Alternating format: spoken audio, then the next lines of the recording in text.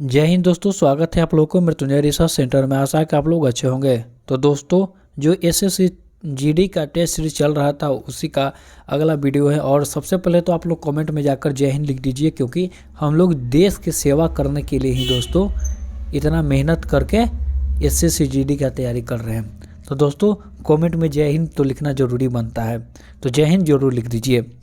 और नहीं भी तैयारी करें तो भी जय हिंद लिखिए दोस्तों, क्योंकि देश की बात है, देश की सेवा करना तो अपना धर्म है।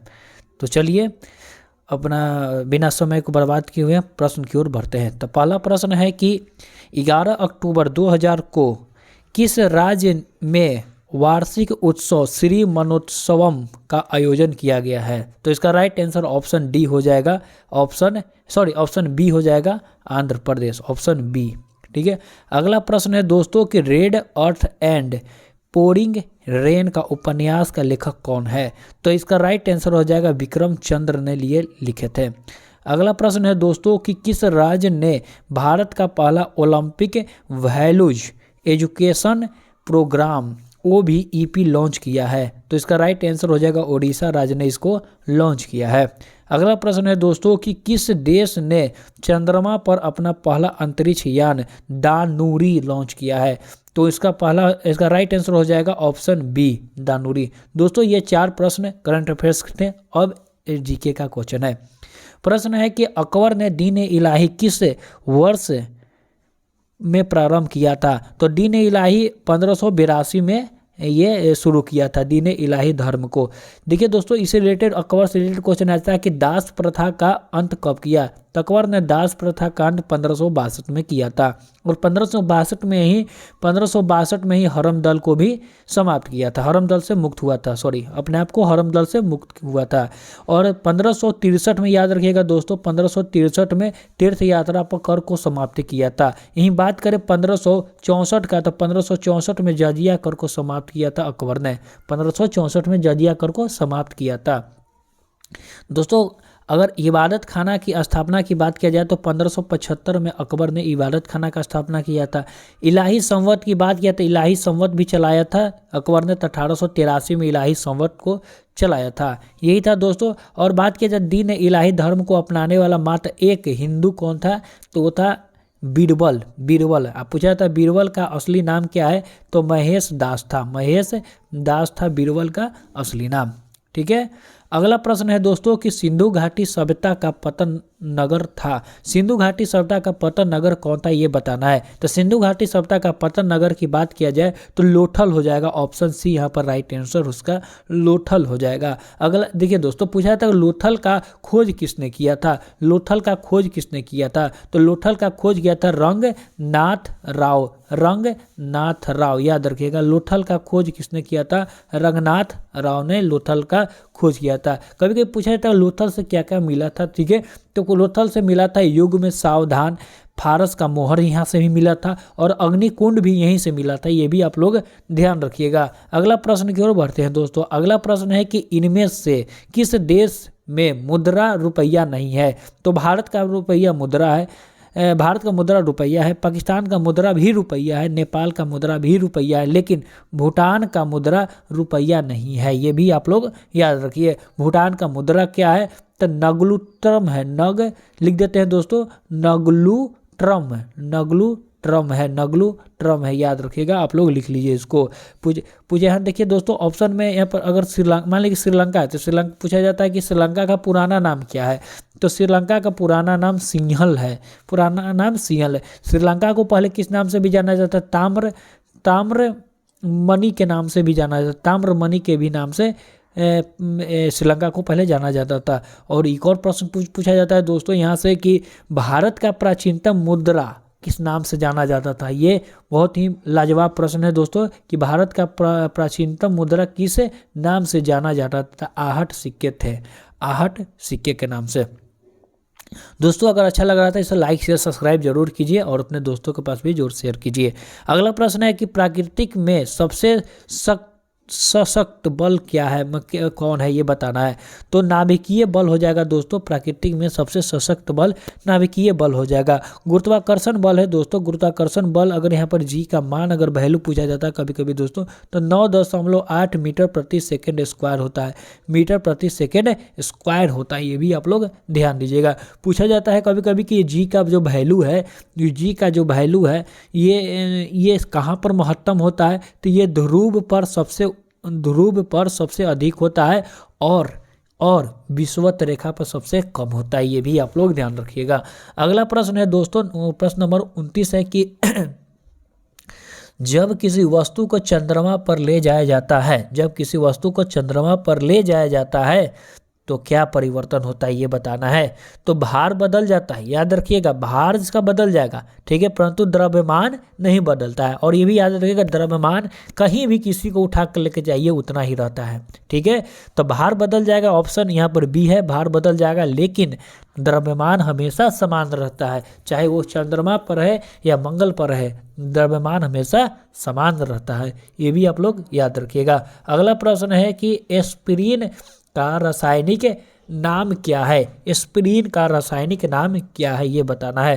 तो एस्पिरिन का एसिटिल सैलिसिलिक होता है, ये भी आप लोग ध्यान रखिएगा, एसिटिलिन सैलिसिलिक होता है, ऑप्शन सी यहाँ पर राइट आंसर इसका हो जाएगा।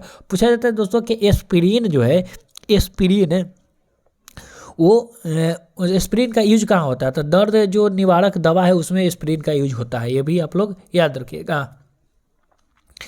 अगला प्रश्न है कि क्लोरोफॉर्म सॉल्यूशन में नाइट्रोजन के किस ऑक्साइड का प्रयोग होता है, बताना है कि क्लोरोफॉर्म सॉल्यूशन में नाइट्रोजन के किस ऑक्साइड का प्रयोग होता है। तो क्लोरोफॉर्म नाइट्रोजन में पोटैक्साइड का प्रयोग होता है, नाइट्रोजन पोटैक्साइड का प्रयोग होता है, ये भी आप लोग याद रखिएगा। क्लोरोफॉर्म का आविष्कार ये जो कौन किया था, तो हैरिसन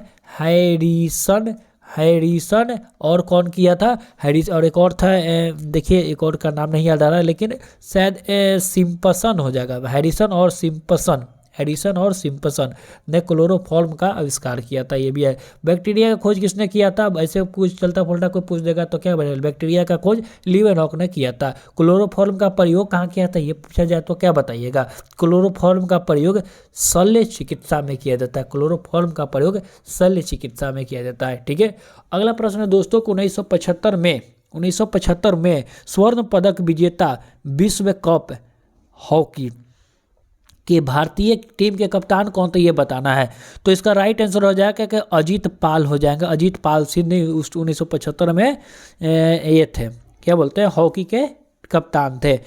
वर्तमान में कौन है ये पूछा जाए तो क्या बताइएगा, वर्तमान में हो जाएगा मनप्रीत सिंह, वर्तमान में हॉकी के कप्तान कौन है, मनप्रीत सिंह। देखिए दोस्तों, पूछा जाता है कि भारत ने अब तक ओलंपिक में कितने बार स्वर्ण पदक जीते, तो भारत ने हॉकी में अब तक 8 बार, ये बहुत बड़ा भारत के लिए तो आंकड़ा है ही दोस्तों, ठीक है, भारत के लिए आंकड़ा बहुत बड़ा है, ठीक है। तो भारत ने 8 बार ओलंपिक में स्वर्ण पदक जीता, ठीक है, आप लोग इसको याद रखिएगा। अगला प्रश्न है दोस्तों कि पहले कॉमनवेल्थ गेम्स हुए थे, कहाँ हुए थे ये बताना है, पहले कॉमनवेल्थ गेम्स कहाँ हुए थे ये बताना है। तो पहले कॉमनवेल्थ गेम्स 1930 के हैमिल्टन में हुआ था, 1930 के हैमिल्टन कहाँ है, हैमिल्टन कनाडा में है, हैमिल्टन कहाँ है, कनाडा में है, इसको आप लोग याद रखिएगा। और कॉमनवेल्थ से और भी प्रश्न अगर देखा जाए दोस्तों तो बहुत सारा प्रश्न बनता है कि भारत सबसे पहले कॉमनवेल्थ गेम्स भारत कब भाग लिया था। तो भारत 1934 का ऑस्ट्रेलिया में जब हुआ था तो उसमें भाग लिया था भारत ने सबसे पहले। पूछा जाता है कि भारत में भी वो कॉमनवेल्थ गेम्स हुआ था, भारत में भी एक बार कॉमनवेल्थ गेम्स हुआ था, वो कब हुआ था और कहाँ हुआ था। तो 2010 में हुआ था दोस्तों, नई दिल्ली में हुआ था, ठीक है, 2010 में नई दिल्ली में हुआ था। कॉमनवेल्थ गेम्स जो है वो ओलंपिक के बाद दूसरा सबसे बड़ा गेम आता है और ये भी ओलंपिक की तरह 4 वर्ष में होता है, इसको भी आप लोग याद रखिएगा। अगर पूछा जाएगा करंट से अगर पूछा जाए तो करंट ये हो जाएगा कि 2022 में लिख लीजिए इसको, 2022 में कॉमनवेल्थ गेम्स कहाँ हुआ था। तो 2022 में कॉमनवेल्थ गेम्स बर्मिंघम में हुआ था, बर्मिंघम में हुआ था। अगला प्रश्न है दोस्तों कि प्रति वर्ष 1 दिसंबर को क्या मनाया जाता है। तो शायद सबको पता होगा कि प्रति वर्ष 1 दिसंबर को विश्व एड्स दिवस के रूप में मनाया जाता है। ऑप्शन सी इसका राइट आंसर हो जाएगा। अगर पर्यावरण दिवस ऑप्शन में ए में पर्यावरण दिवस ये कब मनाया जाता है, तो 5 जून को मनाया जाता है। 5 जून को मनाया जाता है। खाद्य दिवस कब मनाया जाता है, इसको बताइए आप लोग। खाद्य दिवस तो इसको जाएगा 16 अक्टूबर को। 16 अक्टूबर को खाद्य दिवस मनाया जाता है। साक्षरता दिवस कब मनाया जाता है, और इसको बताइए साक्षरता दिवस कब मनाया जाता है, तो 8 सितंबर को साक्षरता दिवस मनाया जाता है। ठीक है, आप लोग इसको याद रखिएगा। अच्छा, एक और प्रश्न आ रहा है दोस्तों कि विश्व शिक्षक दिवस कब मनाया जाता है। विश्व शिक्षक दिवस हम पूछ रहे हैं। विश्व शिक्षक दिवस 5 अक्टूबर को मनाया जाता है। 5 अक्टूबर को विश्व शिक्षक दिवस। ठीक है, 6 सितंबर मत मार दीजिएगा विश्व शिक्षक दिवस में। अगला प्रश्न है दोस्तों कि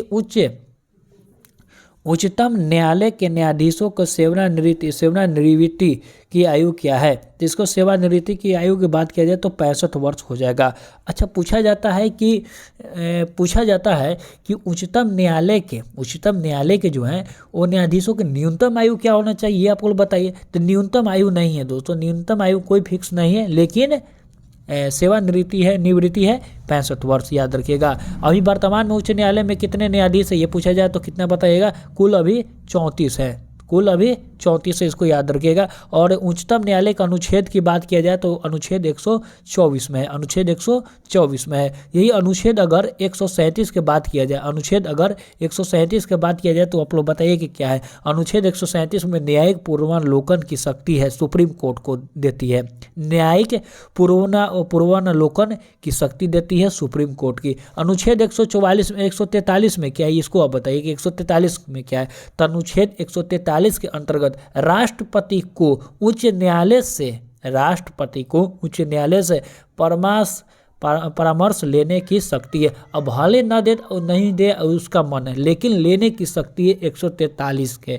हाँ, एक और पूछा जाता है कि 145 में क्या है। 145 में क्या है, इसको बताइए। तो 145 का संबंध है उच्चतम न्यायालय जो हाई कोर्ट हो गया, उच्चतम न्यायालय के कानूनी प्रक्रिया से है, जिसके अनुसार वह निर्णय लेता है। ये 145 में है कि किसको कौन सा सजा देना है, वो अनुच्छेद 145 में है। इसको आप लोग याद रखिएगा।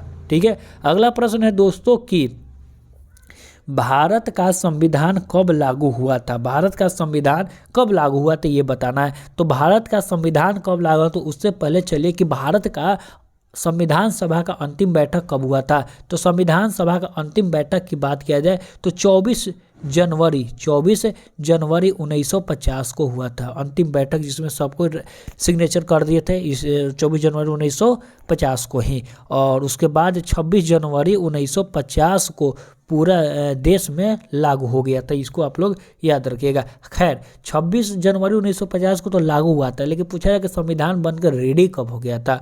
तो 26 नवंबर को ही बनकर रेडी हुआ। 26 नवंबर 1949 को बनकर रेडी हुआ था। लेकिन ऐसा क्या हुआ था जो 26 नवंबर को बन गया था, लेकिन 26 जनवरी को ये पूर्ण रूप से संविधान को लागू किया गया। तो बात यह है कि 26 जनवरी को लागू करने के कारण यह है दोस्तों कि 26 जनवरी 1930 को सर्वप्रथम स्वतंत्रता दिवस मनाया गया था। सर्वप्रथम स्वतंत्रता दिवस 26 जनवरी 1930 को पंडित जवाहरलाल नेहरू रावी नदी के तट पर लाहौर में ही मना दिए थे। आप लोग इसको भी याद रखिएगा।